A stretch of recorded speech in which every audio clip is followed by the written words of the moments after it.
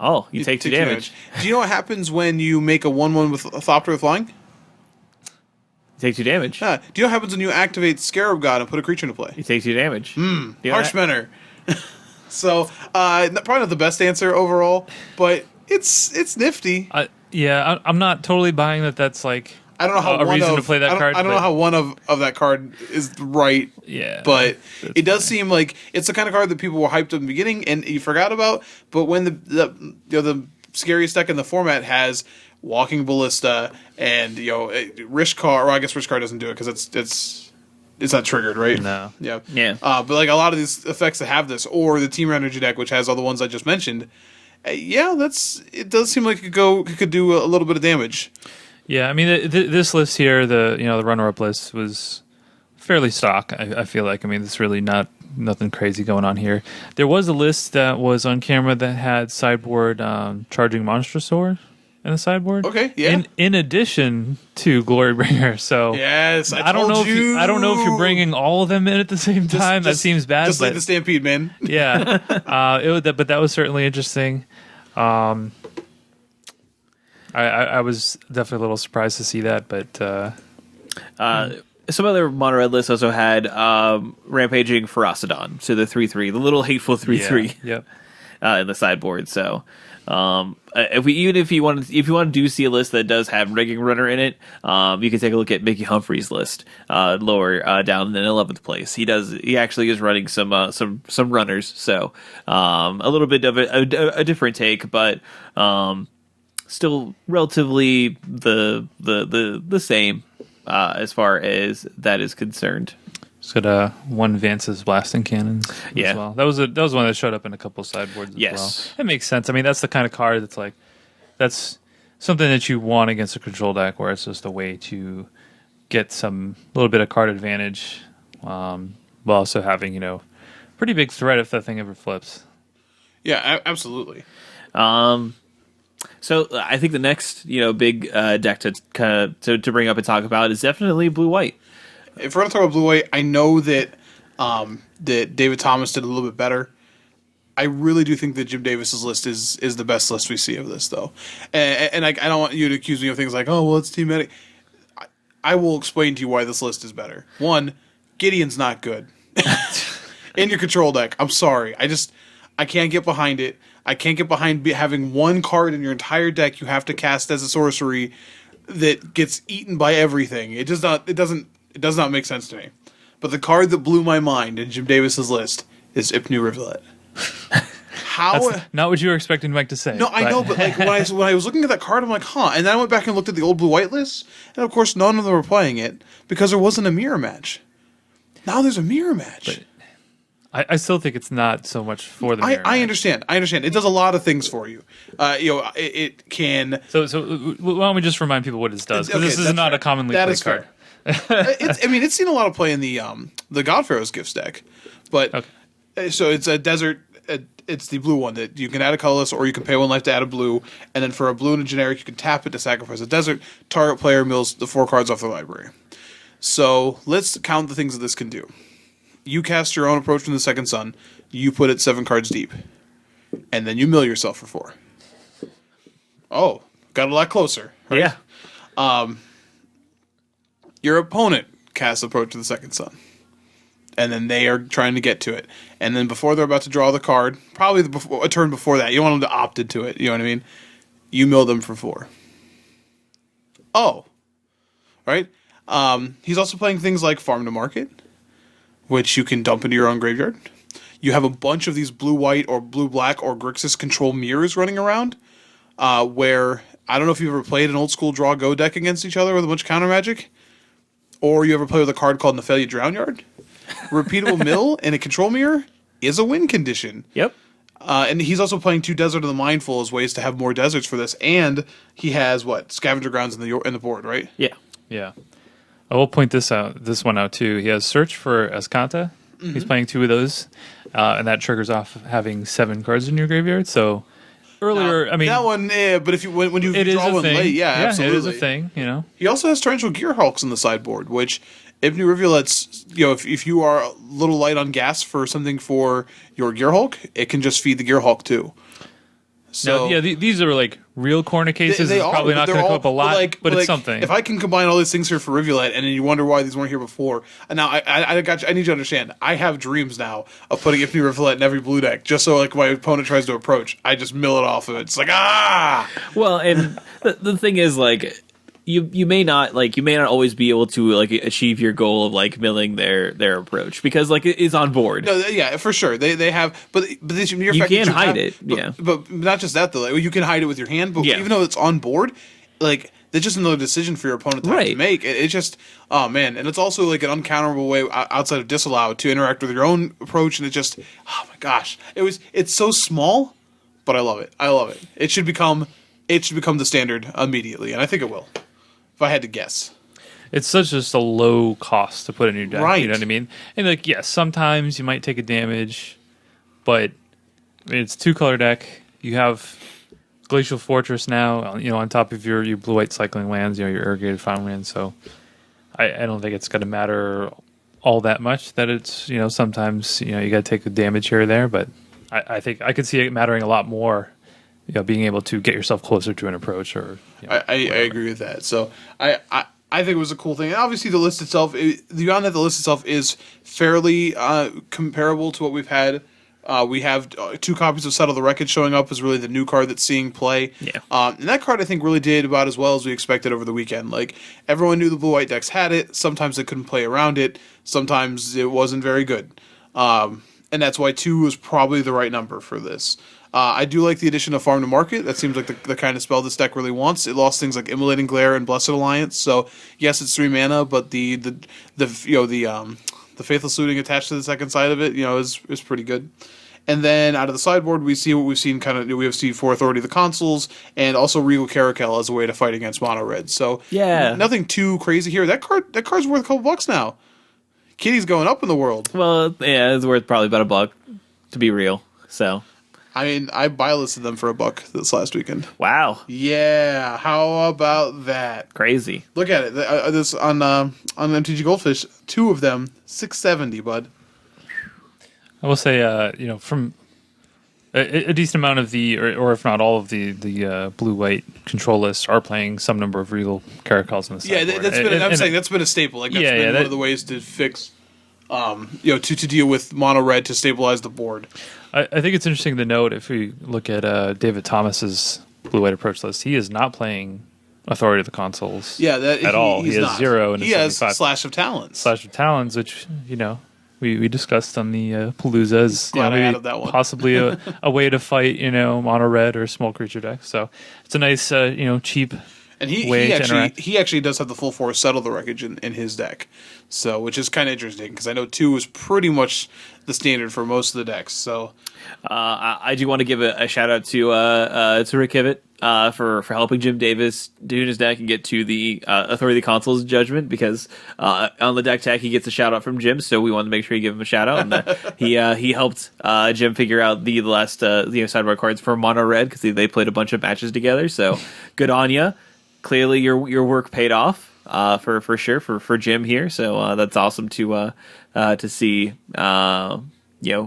good people come together and come to good decisions about decks. Now I will say that David Thomas' version, and I agree with you on that. David Thomas' version of Blue White Approach, before I forget this, did play Field of Ruin, which when you're talking about a card in the mirror, dealing with Search for Azcanta, probably something you want to be able to do. And once it's flipped, like Jim Davis's list can't deal with it. So you have some. I think this is. You may have been disappointed by how diverse the top 64 was of SCG, and I can understand that. But I think when you look at the deck building decisions within the decks, I'm excited about that. You have 2 different, these 2 versions of Blue White Approach that they're differing by, 10 to 15 cards, and they're the same deck. You know what I mean? Yeah, Magic Online would have printed both of these if they 5-0'd. The same with you have multiple energy decks now with Sultai Energy, 4-color Energy, Teamer Energy, and you're like, oh well, they all have the energy mechanic, yes, but they really are playing different decks. So I think now that we get to go back to that sort of more interesting version of deck construction, which isn't always just building something new to beat everything else, but knowing how to tune correctly. Right. And that's important. Speaking of Team Energy, is that what you want to talk about maybe next? Yeah, Teamer 4-color. I mean, so the Gabriel Nicholas's deck is 4-color. It's listed as Teamer though. Yeah. I think it's both 4-color EN capital Urgy. I think that both him and John Yes. Toon's list are both 4-color energy lists. And these are the Teamer Splash, Scarab God, and potentially other various cards. You want to know what else? Yeah. Yeah. Cartouche of Ambition. How about that one? So I played that card at FNM, and it was great. You know what's really awesome to put it on? A Bristling Hydra. Hello. Yeah. And if you don't play a lot of limited and don't know what that card does, it's an aura for 2 and a black, and when it enters battlefield, you put a +1 or you put a -1/-1 counter on a creature. So you're bringing this in against mono red, I would say, right? Yes. So ideally you're killing a creature or at least weakening a creature while also giving your creature +1/+1 and lifelink. Yeah. Seems good. Hey, you know what another good creature to put that on is? Long Tusk Cub. Glory Bringer. Yeah, it deals 4 damage. Oh. Yeah, now you missed something. Oh, and also you have a 5/5 Glory Bringer now. You missed something about that card. I know it's a corner case, but the cartouches could only enchant creatures you control. A bunch of these Teamer decks are playing like main deck confiscation coups. So like, if for some reason you saw that in the mirror and you were like, "I'm going to take their lifelink creature," no, you're not. You're going to take their creature. Lifelinks go fall off. Yeah, that's correct. So just something to think about. It's what, yeah, those are how those cards are worded. If you gain control of them, they fall off. That's weird. Yeah, the cartouches are weird. But the only other spicy thing, so I'm looking at Gabriel Nicholas's list. He does have an Hour of Glory in the sideboard as well. That is, probably to answer things like, Hazoret. Hazoret, yeah. They both have it, actually. And the Scarab God. Yeah, Scarab God as well. Yeah, that card, like, we talked before about how that card's just kind of average removal, but the Scarab God is now a real threat to be reckoned with in the format. So the Hour of Glory might all of a sudden be a little real. And that's something that I think is also somewhat of a what was I say? Well, the mana cost is a little bit more friendly for this kind of deck, where it's only a single black versus like Vraska's Contempt. Yeah, you can't play the Contempt because double black is ambitious. But I think I'd want Hour of Glory if I'm playing against the Scarab God. I want to make sure that card's no version of it's ever coming back. It's gone. It only hits their hand though. Yeah, it only hits play in their hand, so it doesn't necessarily. I forgot how bad this card was. Darn it. Yeah. Now, Vraska's Contempt is certainly just a better card overall. However, in the Teamer deck splashing black. I mean, you're not even running. Well, I guess this list did have a swamp, but some of them don't. Some of them don't even have swamps. Most of the time, you're playing a swamp. So, you want something to attune for. Yeah, you have to be able to attune for it. But it's not like guaranteed that you're going to have a black. Sure. No, not the slightest. So or double black even. Oh yeah, double black is that's a big ask, and that's why you're seeing something things like Hour of Glory show up. Now, one thing I will say is like obviously 4-color energy was popular, but even I played at FNM. I played Teamer Energy on Friday, and granted it's FNM, whatever. But I 5-0'd with just I played 6 total cards. I played 2 Spell Pierce and 2 Rootbound Crag, and then 2 Carnage Tyrants. So I never cast. So the shell for these decks, like all the people who are doing this, it's just as good. It's just as good as it was. I didn't have to do anything. I was like, I was going to walk in with this barely updated standard deck and not worry about anything else. Yeah. So you're not going to... These aren't going away anytime soon, let me tell you. All right, we have another sweet list here in 8th. Brendan DeCandio. Yeah. He had another top 8. He did, and this was his audible. He was going to play Sultai Energy. He had a part in developing it and wanted to play something spicy. So we see him playing Esper Gift, so Godfarer's Gift. And we see such notable ads as Vona, Butcher of Magan. And then Hostage Taker. What did she do? We also see Chartercourse as a good discard outlet to be playing, and then obviously you get upsides in your lands. Seeing Glacial Fortress, Drowned Catacomb show up. I think you're missing one of the most important cards. Seeker's Squire. Seeker's Squire. I mean, this is obviously another way to get things into your graveyard, or just have like a 2/3-on-2 and draw a card. So. Yeah, so Brennan did a deck tech, which you can go watch. You can go check that out on the archives in Star City, and he talked about this card, saying it overperformed. It does a lot of little things for this deck. It gives you something to do like on turn 2. It presents a blocker. If you're up against mono red, even just playing like a 2-mana 2/3 is like pretty decent against them. But also just like getting you closer to hit your land drops, putting creatures into your graveyard. If you reveal a creature off the top, right. It just does a lot of little things. It's like it is somewhat reminiscent of like a Thraben Inspector, which is probably not as good as Thraben Inspector because that card was like secretly just probably one of the best cards in Standard. Yes, but it's similar in the way that it does a lot of little things. Like Thraben Inspector like gave you an artifact. If you drew a late game, it was still fine because you got to draw a card. It was just a good solid card. And I think Seeker Squire is one that maybe easy to gloss over. Explore is still kind of a weird mechanic, and we haven't really figured out how to best use it yet. But does a lot of small things for this deck. Yeah, I think it was a card that got a lot of buzz over the weekend in general, and like really when you see, you already mentioned how it works with this deck specifically, but then like you start taking all these cards together in this list, and then you look at cards like I said, we mentioned Vona and Hostage Taker, and they're gross when they're first cast. Coming back with like for Vona, for example, having haste, oh my gosh, or Hostage Taker, where now in subsequent turns you're not casting mana to play Hostage Taker. Yeah. So you're gonna have mana up when it comes into play. Like, this deck feels like this is the inevitability deck in Standard. Like, if you can't disrupt this engine, what are you gonna do against this deck? Like, feasibly, what are you going to do? Like, Champion of Wits, as a person who has already internalized a number of Champion of Wits off a Godfarrow's Gift, it does feel pretty good. Like, I don't know if you know, but.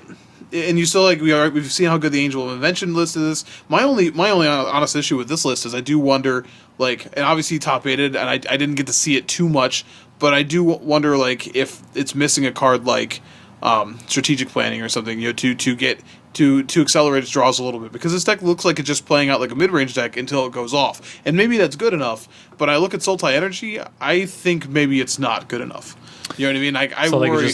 It could just tempo you out. Yes, like their board is so much better, and like you better have like Angel of Invention the turn you're going off, or you're not going to get anywhere. Yeah. So, but that being said, like I'm gonna tell you right now, this deck really appeals to me. But it also has a lot of cards I don't own currently, including Scarab Gods, a playset of Hostage Takers, and Walking Ballistas, which I never bothered to get. So, the life of a grinder. What can I say? It's rough. Just the most expensive cards. Well, so here's the thing. Help me pay for getting cards for this deck. Morgan and I have been working on this deck. It's called Ren and Stimpy Stompy.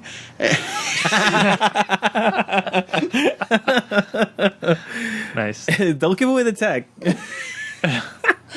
It plays Wasteland Strangler. He's Ren, and you have to figure out who Stimpy is. Anyway, that's a joke. Don't buy cards. No, God, please don't. Anyway. Oh, man. So let's see. What else do we want to talk about in regards to the Open? I have sort of a list of rapid fire if we want to sort of go through those. Yeah. Since we had a lot, let's be honest, energy dominated, Blue-White Approach was the control deck of choice with some differences. We had Ramonette Red being 27% of day 2, which is like, if you were surprised by that, then I don't know what to tell you. No, that was just the default to the aggro deck that didn't change very much and just won a Pro Tour. Yeah, right. exactly. Yeah, exactly. That was... So first thing I want to mention is 10th place Scott McNamara playing Grixis Control. So this is a control deck that isn't trying to combo you out with Approach of the Second Sons, but has both Scarab God and Torrential Gearhulk, all the way up to 3 copies of the Scarab God. So the Scarab God is really going to dominate this format. It jumped up to like $40 over the weekend. Guess what? That price is probably going to stick. Yeah, why wouldn't it? Hour of Devastation was not a well-received set as far as price, and opening. This is a tough one. But I thought this deck was at least interesting. It plays really well by having access to both Drowned Catacombs and then a couple different sets of cycling lands if it wants it, plus Spirobluff Canal. So you have a lot of options when you have 2 allied colors in your mana base. And it gets to play lower removal at things like Sweltering Suns, which Blue-White just doesn't have access to right now.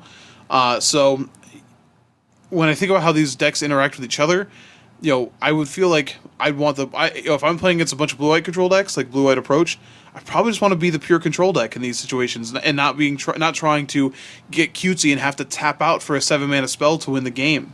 So I think there's definitely going to be a place for a couple of these decks to show up. If you have thoughts, jump on in. But I'm going to move decks now. No, go ahead. 13th place, Jacob Negro. I don't know. I'm sorry, Jacob. This is Jund Energy, which is actually, it lists as green-black energy. So if you didn't want to splash for all those other things, you could literally play the standard deck from the last format. And I'm not kidding. Like, yeah.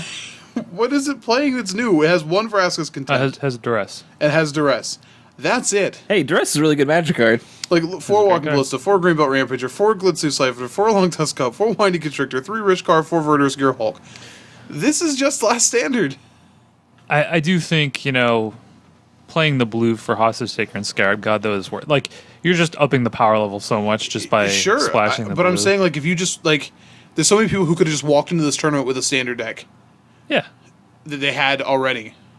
With the exception of, like, Sorry Vehicles, you didn't really make a showing. But I just wanted to mention that you don't have to play Hostage Taker, though you probably want to.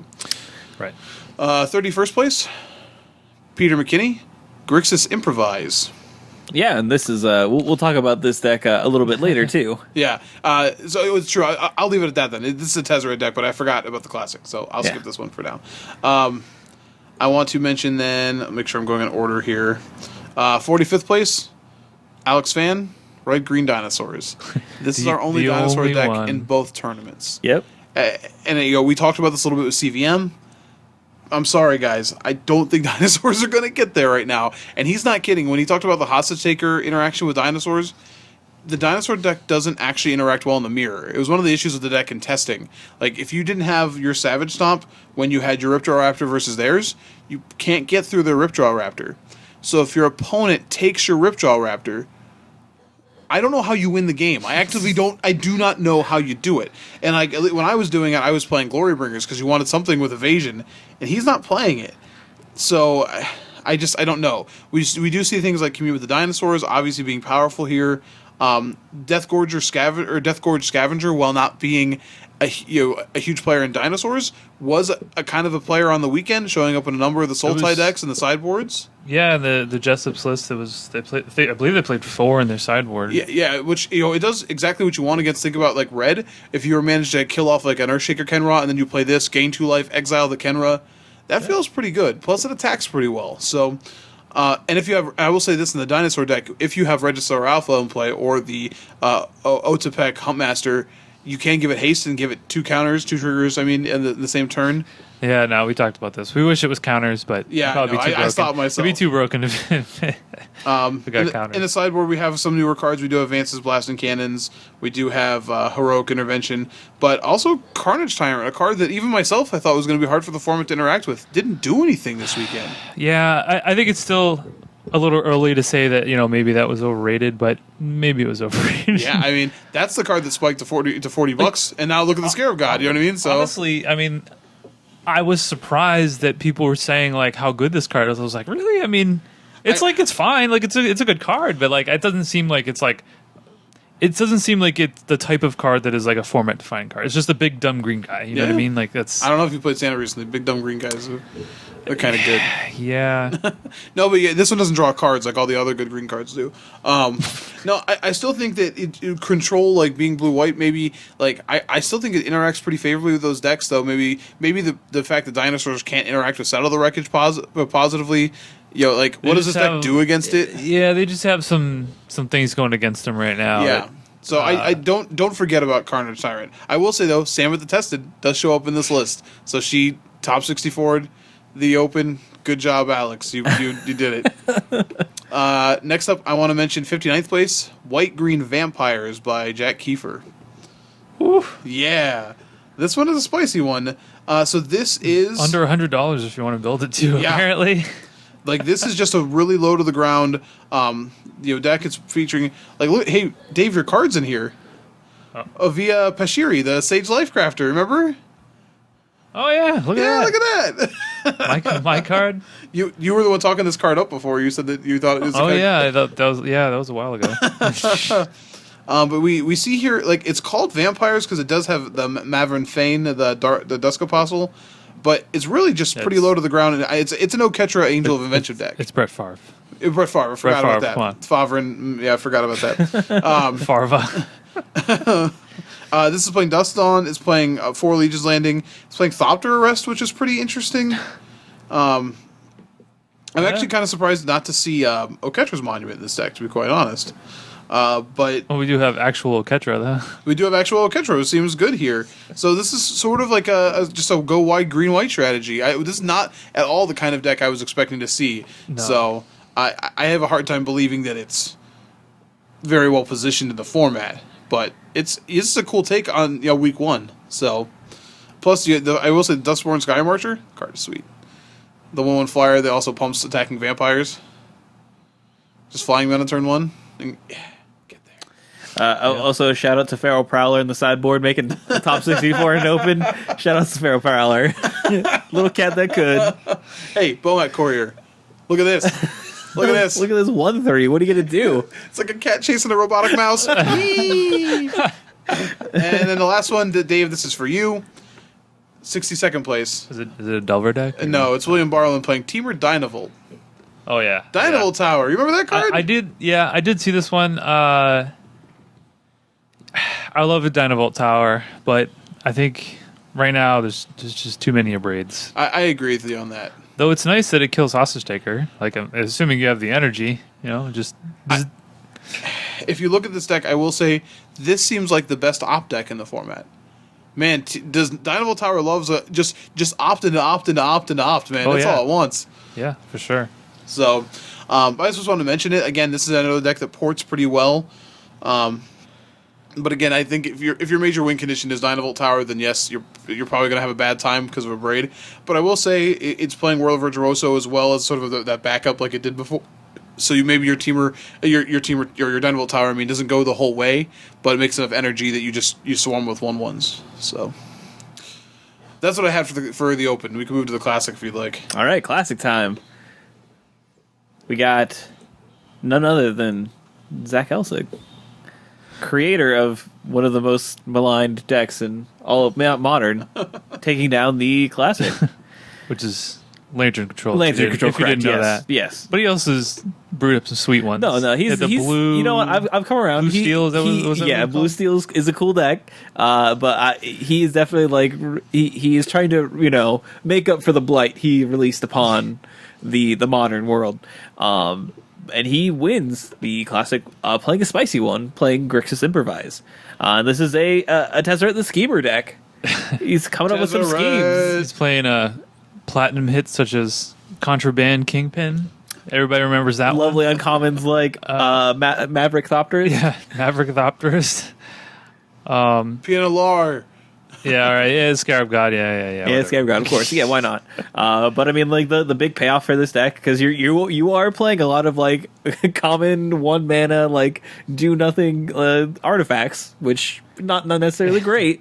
But you also are playing Herald of Anguish, and this Herald don't play. Obviously it's the big 7 mana improvised demon that comes in and makes your opponent discard cards. At the end of their end step, right? Yeah, beginning of your end step. End of your end step, huh? And that's kind of the payoff for these kind of decks. And you also see things like Tezzeret show up as another way to both gain incremental advantage as well as sometimes just kill your opponent. You look at that sideboard. We've got the touch. Tezzeret has the power. I will say, like, these decks are certainly never my favorite. Like, a lot of just these do nothing artifacts, but Herald of Anguish is a real payoff. That card is a beating. Yeah, and you do get to play some interesting like things main deck. Like you get to play Sorceress Spyglass main deck, and it's still like be relevant even if you don't have a good thing to name. But it's also hard in this format not to have something to name. In all honesty, it's like naming Longtusk. It's like you get to name Longtusk. You get to name Bristling Hydra. You get to name like weird stuff like Hazaret if you really wanted to, or Bomat Courier, the Scarab God, or the Scarab God. Yeah. Weird. And you get to play Metallica Rebuke. which Metallica Rebuke? is not Metallica Rebuke. You definitely said Metallica Rebuke. No Metallica.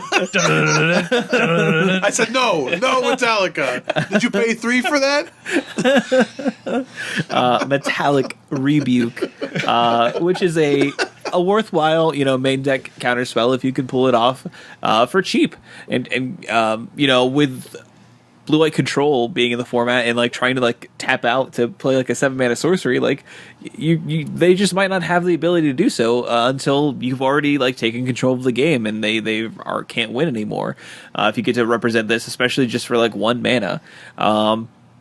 So yeah, I think like this deck is kind of off the wall, but it's super, super interesting. This is the kind of deck that I would like to play like an FNM, but I don't think I could ever like take it to an open or anything like that. Can we go back to Contraband Kingpin for a second? Yeah, he's a high life. So I know everybody knows what this card does, but I'm just going to say it anyway. It's a blue and a black for a 1/4 lifelink. That alone, it's like, all right, Raminette Red, do your worst. Yeah, bring it. What are you going to do? Make it not block for a turn? Block for a turn. That's it. But also it lets you scry whenever an artifact enters the battlefield. It's just a really weird card to see main deck, but it makes perfect sense when you think about the amount of red decks that we saw. And I believe if you look at the top 32 from this classic, there was a ton of Raminette Red. Yeah, it was a ton. So yeah, I mean, week 1, that was a good call for sure. Now going forward, we'll see how much red makes up the metagame, but it's still going to be around. It's still going to be a deck. But yeah, cool deck. Who knows if improvise will be the thing to do going forward? But I mean, it's hard to say like this is the thing to do going forward. I think it is a thing you can do though, and still be competitive. I think it's interesting that like this was kind of like the forgotten mechanic, of coming out of Kaladesh. I mean, energy is so prominent, and we've seen so many different energy shells. It's like improvise. It's like, oh yeah, remember that? Like everybody thought that was going to be like really good because it's cost reduction and all that. Never really caught on. Well, I mean, it is not as ubiquitous as something like Convoke is, unfortunately. Yeah. So that I think that's its downfall, but there's still something worthwhile to come out of it. So again, this is the kind of deck that I wouldn't mind giving a shot, though. It looks kind of fun. So we'll see. I actually have a lot of the cards. I don't have any Tezzerets though. I have one. I have one Tezzeret, and now they're like spendy. Thanks, Zach Elsig. Thanks a lot. And I know Brendan DeCandio is a part of this too. I've seen his stream too, and he's streaming Grixis Improvise. Good job. Boo-hoo, you don't own Tezzerets. Like whatever. You only had I don't own Scarab Gods. I'm just joking. How do you think I feel? They're probably pretty bad. Yeah, that's true. Is there anything else from the classic that was worth bringing up? I've got a few quick hits for you again. Let's do it. All right, 9th place. Lee Livingston. Yeah, White I was Black just looking Tokens. at this. Yeah. This is your Anointed Procession deck. Now, it doesn't have Master Puppeteer, Master of Stop it. I'm sorry, Metallica Review, pull the string. I didn't pay $3. But it does have Oketra again, and bulk rare Master Trinketeer. Hey, you got to make them somehow. But it's playing Anointed Procession, Hidden Stockpile. Hey, that stockpile with the Trinketeer makes 2/2s now. SRAM's Expertise and Legion's Landing. Legion Landing, yeah. Man, you use SRAM's Expertise into Legion Landing and get 4 guys, you're like, yeah, I saved the mana. But I do think that these decks are appealing to me because of how good like Sheffet Dunes is in general. Like cards like that where you don't want to devote a card to it, but when it's your land, it's also just your overrun. That feels pretty good. I will say these decks, like there are some of the blue-white decks that are playing Hour Revelation. Oh, you're going to have a bad time. You're going to have a bad time if they do that. Yeah, and they're just going to play like white, destroy everything you ever thought of. All of the enchantments, everything Hope you had insurance. But like Hidden Stockpile, if they don't have a card like that, is the kind of card that's pretty difficult to interact with for a lot of opponents if they're not pressuring the board, especially like control opponents. What are you going to do? And like what, you're going to settle the wreckage, their tokens? Great. Yeah. You know what I mean? So, and some cool things in the sideboard, including Kambal. Kambal, the console of allocation. Yeah, that guy is awesome. So I mean, obviously, him being white black is hard to fit him in a deck pretty consistently. But He definitely does work when he hits it. Yeah, this thing's got to be a house against blue-white, right? Like, how do they even interact? Like, you just don't attack with it. You're just like, cool. He's sitting in his chair. He's hanging back. He's like, go ahead, cast spells, buddy. Like, he doesn't come to you. This is you come to him. Of the Rebel. Great Rebel.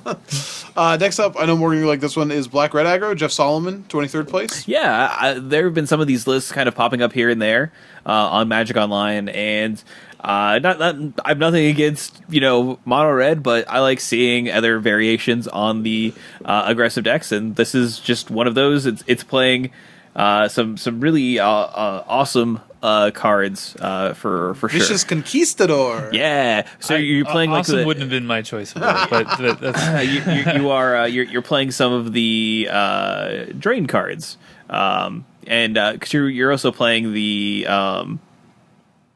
Night Market Lookout. Yeah, the Night Market Lookout, right? Yeah, so this has Dread Wanderers, Night Market Lookout versus Conquistador as your 1-drops.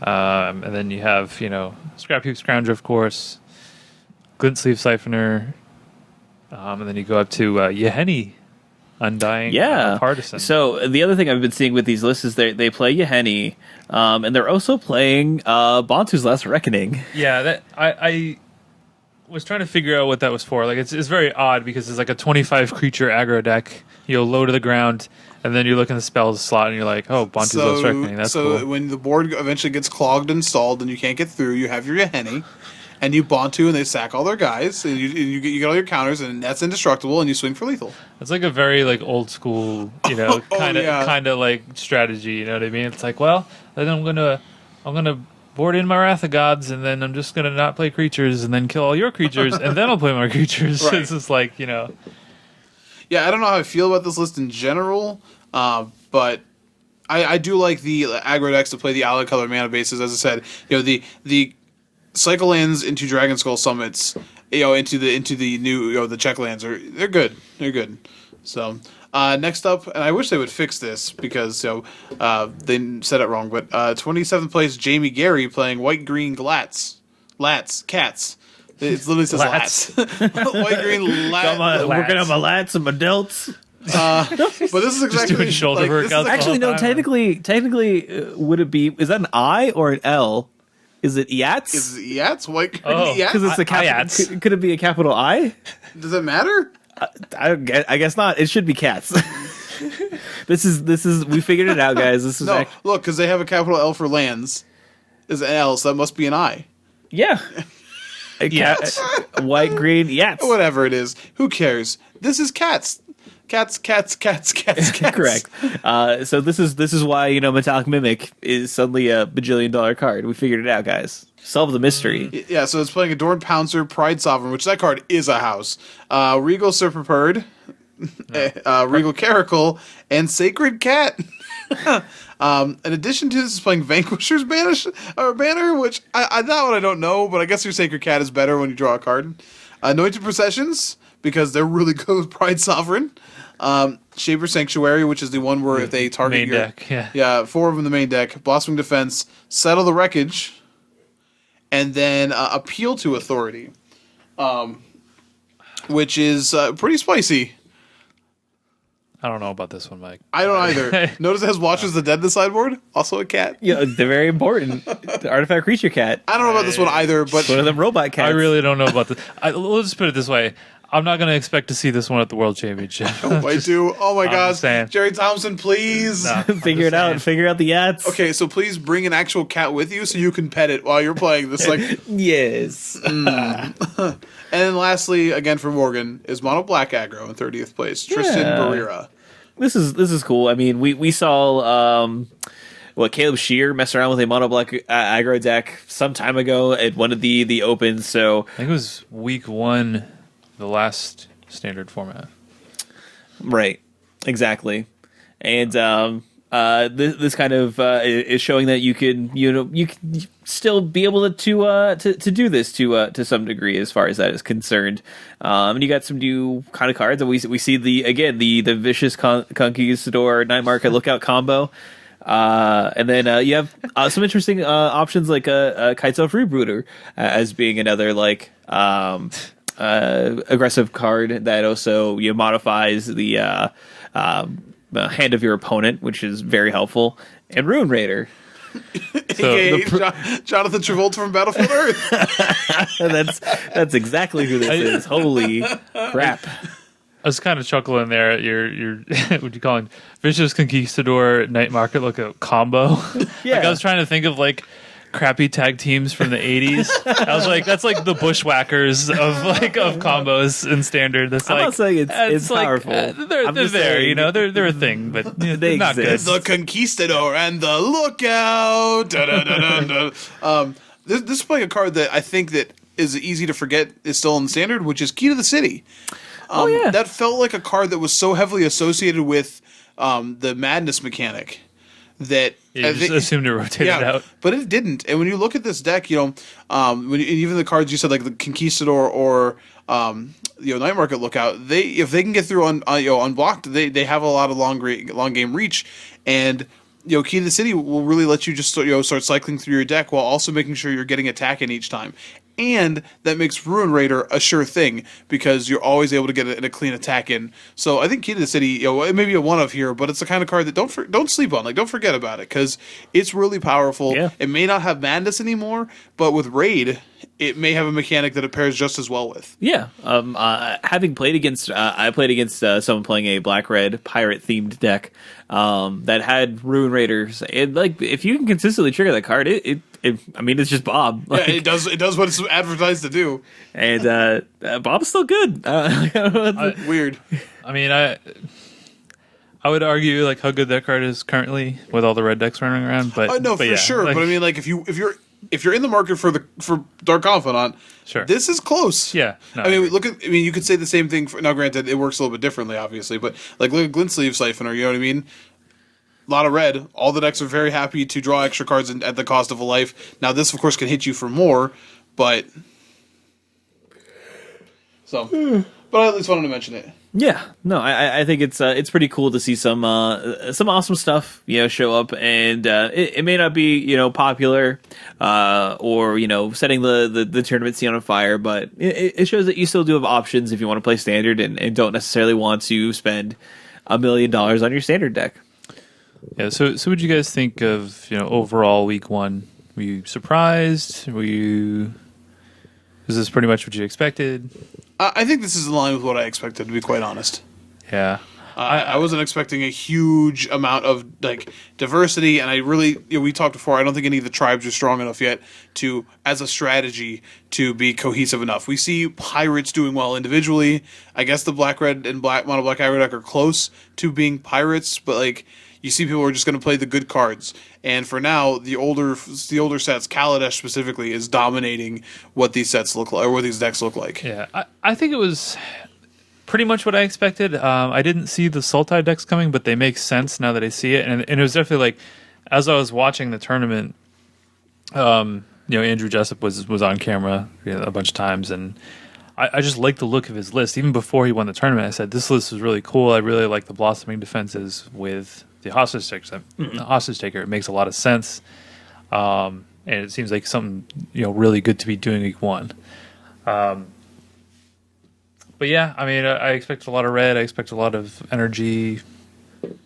Nothing was too surprising, though. It was a little disappointing that we got basically out of all the tribes in Ixalan, we had one dinosaur deck. That top 64 of the open. That was it. We had no merfolk, no vampires, no dedicated pirate decks. So yeah, I mean, I just don't think like they were a powerful enough force to really overrun the they weren't going to out aggro mono red, and they weren't going to like out.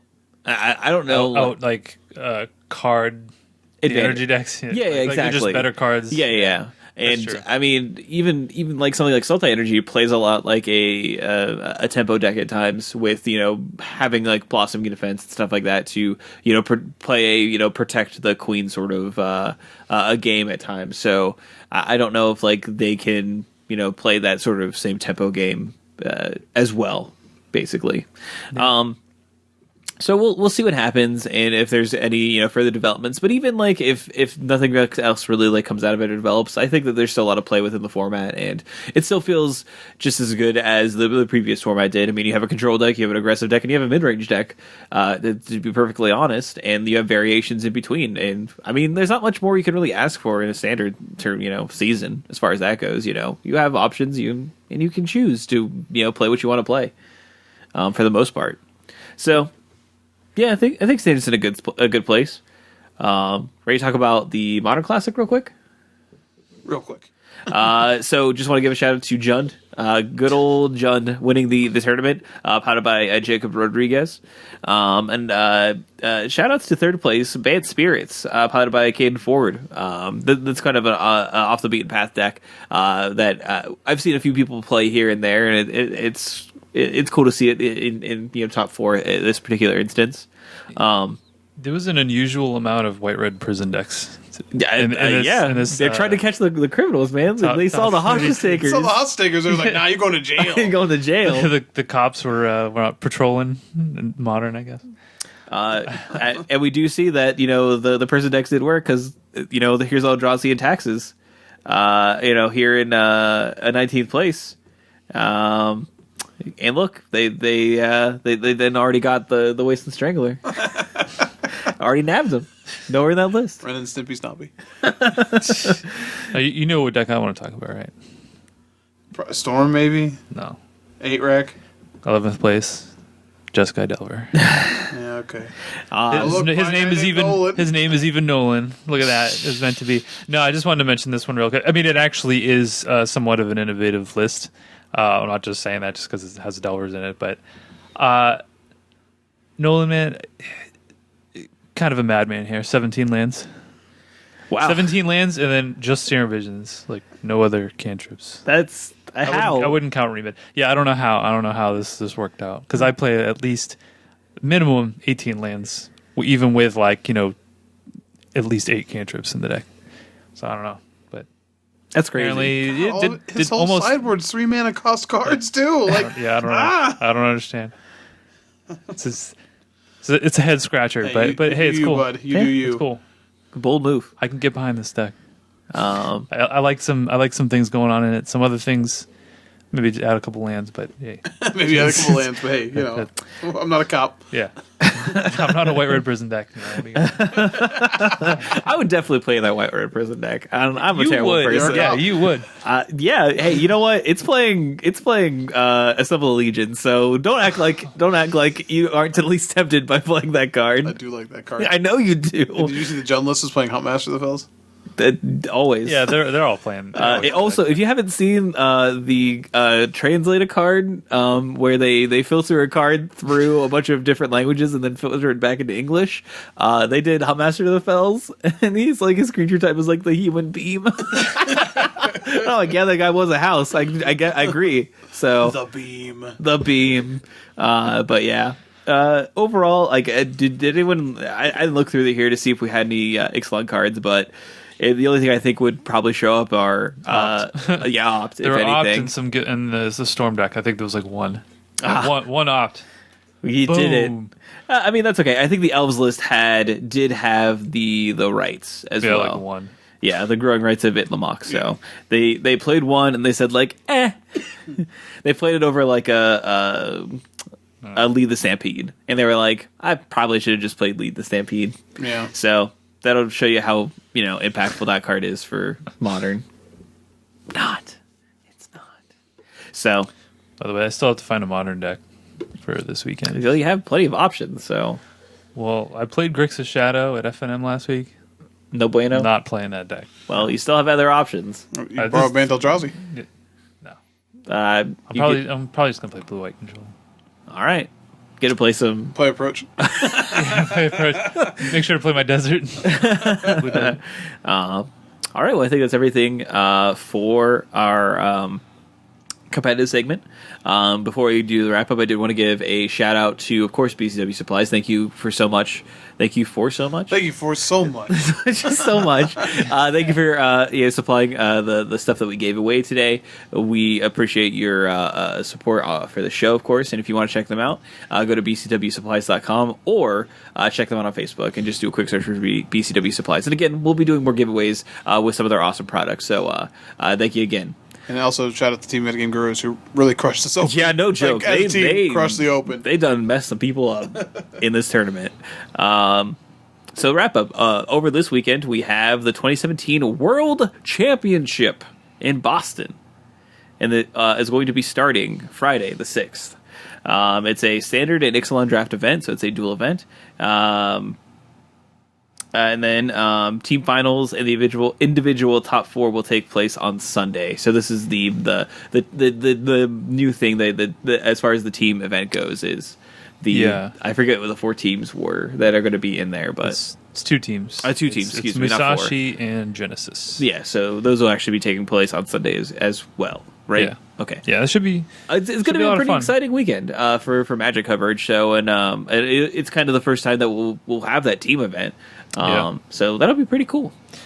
Do you guys have any predictions? Not no. I actually don't. No idea. I hope Reed Duke wins it. I'll say that. I hope Reed Duke wins it. Yeah, always. Always. Second this time. If Reed Duke is in a tournament, I hope he wins. Yeah. Just period. Yeah. I don't know. If I learned one thing from like these World Championship events, since they switched to this kind of format, right? It seems like the people that you don't expect to do well, like you have the big names, right?